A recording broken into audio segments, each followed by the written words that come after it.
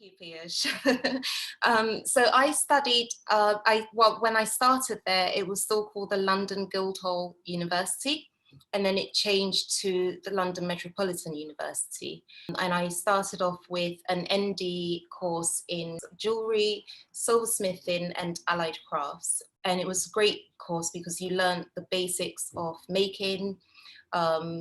We got to try out various techniques like enameling, engraving, but the main focus was on silversmithing and jewellery and teaching you the foundations of how to make jewellery. I then went on to do the HND again at London Metropolitan, and then I stayed on to do a 3-year degree course. So all in all, it was quite a long time studying, but it was great because you learn more of the technical side when you're doing the H&D course, which helps a lot when you do the BA course, because that's a more design-led course as opposed to the technical aspect of things.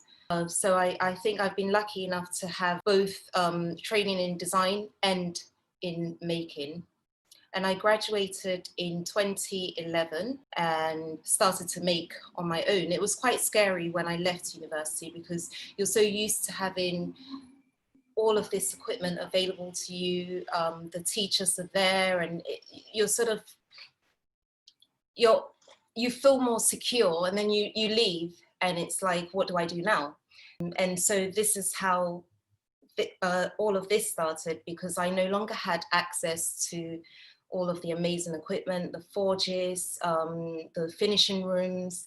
And so I had to make a decision. Do I carry on learning, or do I go and work for someone else? I applied for so many jewellery jobs when I left uni, and unfortunately I didn't even get an interview for any of them. So I decided to start off on my own. Because I was limited with space, I started wax carving, which was something that we were given a taster of at uni, but it wasn't an intense course. It was sort of like a 1-day course of how to carve wax. And so I've sort of had to teach myself how to work with wax, and I'm learning as I'm going along. And so I'm not sure if you can see the detail. A lot of my work is inspired by volcanoes and erosion. The reason for that is, for me with erosion, is what can be revealed throughout the process of erosion.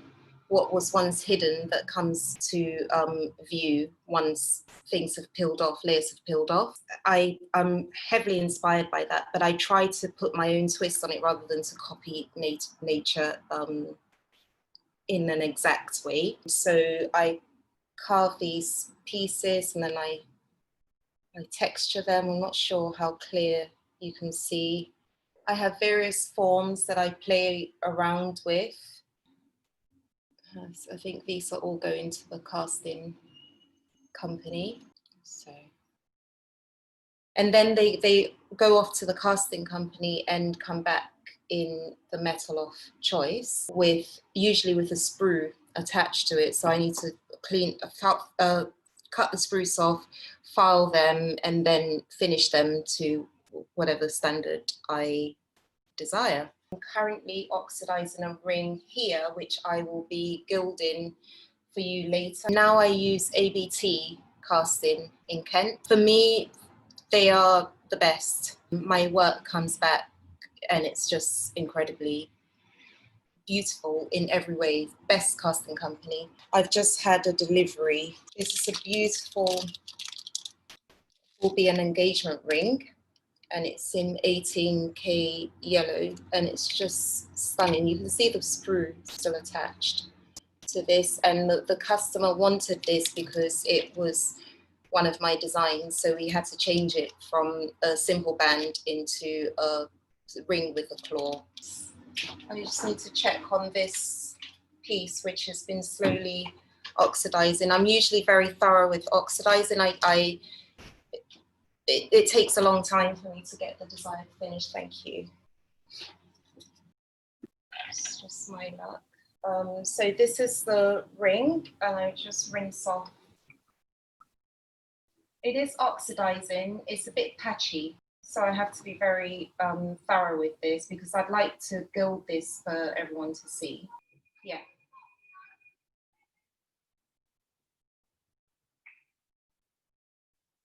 So I'll show you very basic. I'm using a ring wax. It already has a hole, which is perfect. And so to cut the wax, you need a special saw blade. It's a twisted saw blade. It's quite handy to keep them in these cigar holders. I don't smoke cigars, but so I'm making a ring, and I will just, I think that's a good size.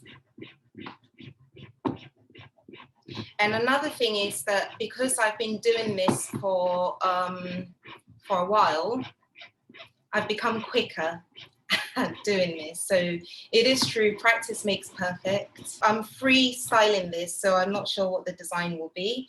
So I think I've cut that as best as I can. And then this is an amazing tool. It's a ring sizer, but it has a blade on the side. So it's great for shaving the inside. So we'll say I wanted a size N, and gently sort of scrape the wax away. This is quite nice. It just gives you little shavings of wax, which you could recycle, reuse. Nearly at an N, but because I need to file the inside, I'm no longer going to scrape. Then I've got these wax files. They're quite sharp. I just need to shape this because, as you can see, it's a very straight shape. So what I do is I usually make it to fit and then I stretch it slightly. Or when it comes from the casting company, usually you need to just give us some sanding on the inside, and so that helps to make the size perfect. But it doesn't take long to just stretch the ring over a mandrel or using a ring sizer. So I just need to taper this in slightly, and I'll do that with my file. I think Understated Luxury is the way forward. And this one is gilt on the inside with gold leaf. And so on the outside, it just looks like a simple black ring. And then only the wearer knows that there's gold on the inside. I don't think you necessarily need to show off your wealth for everyone to see. I think there's something nice about just being understated. The next stage after this will be shaping the top. And because my rings often have a sort of cavernous aspect to it, I could just use my handheld drill to get rid of a majority of the wax on the inside. And then I can put some texture on the outside. So if you look at this one, but I enjoy playing. I think here the possibilities are endless. I can do so much with the top.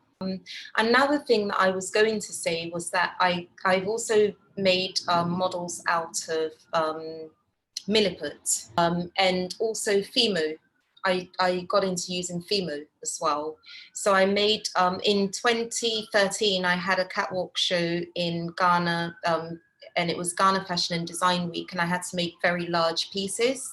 And the materials I used for that, I had the metal rings, which were all carved from wax and cast. That was where the Vulcan collection started. What was nice was that I fused it with gold. And so it was sort of like what is precious to people, because I had the Fimo clay, which I bake in the oven, and then it was covered in pure gold leaf.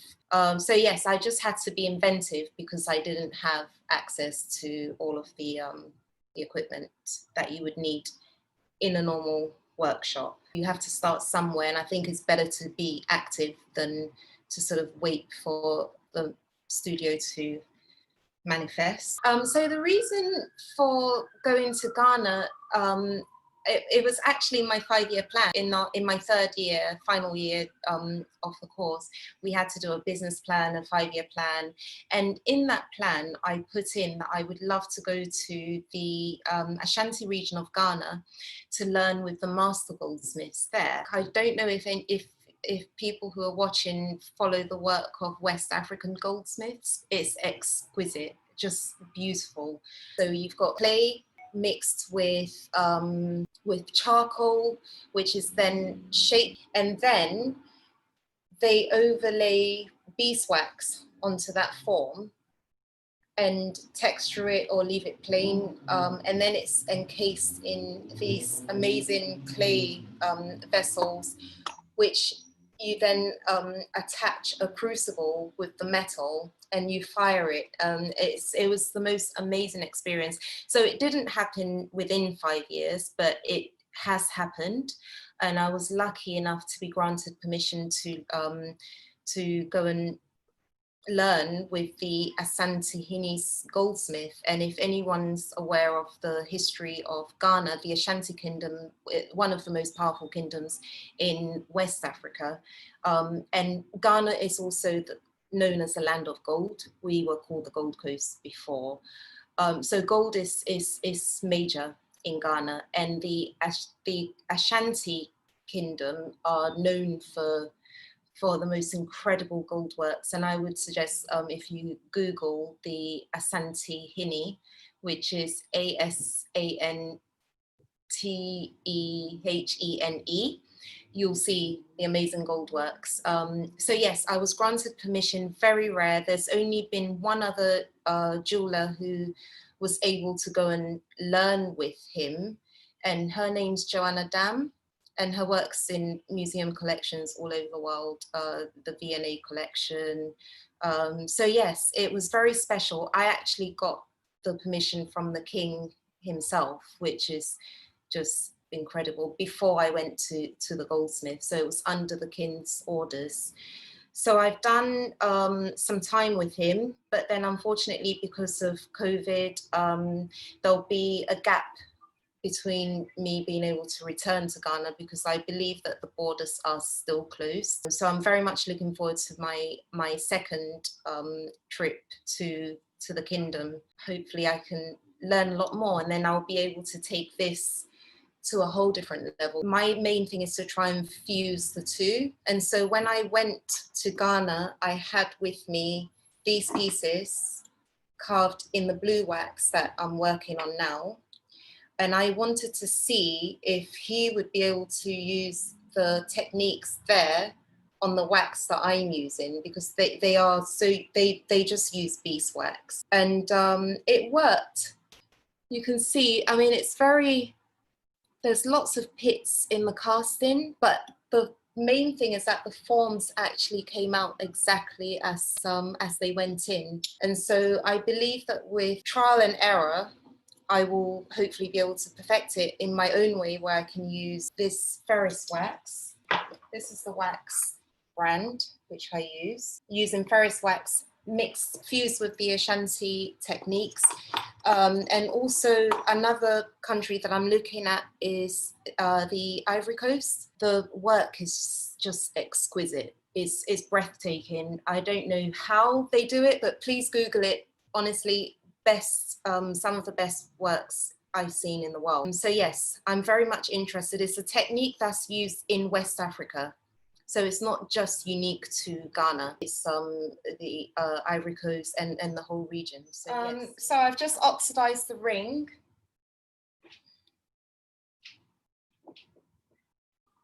I'm just cleaning. It didn't oxidize very well with the antiquing fluid. And so I used platinol and it oxidized straight away. And so I'm just cleaning this ring. Need to make sure that I get all the liquid out. I'm using cotton wool so it doesn't scratch the metal and the patination. I hope everyone can see the ring. It's now fully oxidized. And so now that the ring has been oxidized, I need to seal the patina with some Renaissance wax. I just use cotton for that. You just give a nice gentle rub over. So I'm not sure if you can see, but this here shows that I haven't oxidized this very well, because as I'm putting the Renaissance wax on there, some of my patina's peeling away. So this is one I'll have to redo. But I can do that with the gold leaf on the inside, so it's absolutely fine. So I'll just show everyone. I've got here some gold size. So that's the Winsor & Newton gold size. And these bottles are notoriously difficult to open up. And for that, I will be using this gold leaf, which I bought, this particular book I bought from Cookson's. So it comes in a booklet. Right, and so usually for this size, what you need is a hog's hair brush, and you need to apply a very thin layer. This is very difficult because I've never had to gild something with such a tiny opening. So we'll see. And I want to get as much gold in this as possible. It's for someone very dear to me, so she doesn't know that I'm doing this on here for her. Right, so I think I've got a nice layer. You'll be able to see that it's a bit wet on the inside, and I'll just leave that to dry. And you need to clean this. I usually clean my brushes with shampoo, just hair shampoo, because I've been told that's the best, and it does work. This you must wash out as soon as possible, because it dries quite hard, quite firm on your brush. Okay, so whilst that's drying, I'll show you some of these pieces that I have here. So you've seen this one, which is bronze with the gold on the inside. Size, it is quite big. There's also this one, which is a sample for one of the Vulcan rings, and it has the dripping lava on the sides. Again, with this, the possibilities are endless, but I just wanted to see what it would look like in metal. And then I have this one, which is silver with this sort of ring of fire on the inside. So and this one here, which is oxidized naturally by itself with no extra. I left it. I accidentally left this in a cabinet, and I found it like this. Here's another piece here. The inside. Currently on the website there are a few rings, but I've just had some photography done, and there will be a lot more rings available on the website, some that no one's seen before. If anyone's seen this huge cuff that I have on my website, I can tell you a bit of background about that cuff and how it came about. It's this piece. Not sure if anyone has seen this. It's quite big. So the original piece was made from candle wax, and it was a church candle wax. And every time we went to mass, I saw this candle, and it was just amazing. I kept staring at it, and it seemed like it had been forever. It may have been a different candle, but it was over a year later, and I thought, well, actually, I'd love to do something with that. And so I had all of the pieces individually molded and cast, and then they came back to me in tiny pieces, and forming a whole bangle out of them was a complete nightmare. I spoke to some of the best masters, and the solutions I had were just crazy. I thought, well, why don't I put the wax forms together and have it electroplated. And so this is the electroplated piece, and I'm not sure if you can see pieces of wax here. If you can see the blue wax on the inside. So that's the electroplated piece that was originally from the first piece. And then I recently had the entire cuff scanned and 3D printed. So you can imagine the time. And so what's happened with this is that I've lost the entire texture on the inside. It's now completely smooth, but it's lighter and it's stronger than this, but lighter than the original one, which is very heavy. And I'm very pleased with this. The wax, I've done nothing to the finishing here. It's only the back that has been highly polished. I really like the satin, the soft satin finish of this one. It's a statement piece. It's not your everyday piece. And as a pair, I think it's just fantastic. Is it 4,000? I think it's £4,000. This one. In gold, it will be a lot more. This is silver with a heavy gold plating. It's a very heavy piece. There's a lot of metal, so that will be too cheap for a solid gold cuff. So I've got here a squirrel hair brush. That's what you need for gilding. And I've been told that if I rub it on my hair for a while and it gets static, then it picks up the gold easier. Sometimes it works, sometimes it doesn't. I found ways around it. So, it's not. I'm just going to have to, oops. This gold leaf gets everywhere. So I think my finger is a lot more static than my brush. On the inside. There's always waste with the gold leaf. I'm getting some on the outside accidentally. This is a tricky one, as I said, it's a very tiny opening. So this part here is, try and use this end to get the leaf in. Isn't gold amazing? Look at that, I've got a gold finger, dear.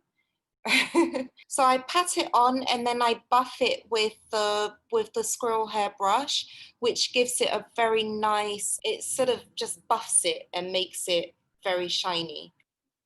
Right, so if you can see, I've cleaned away the excess and then you've got that gold on the inside.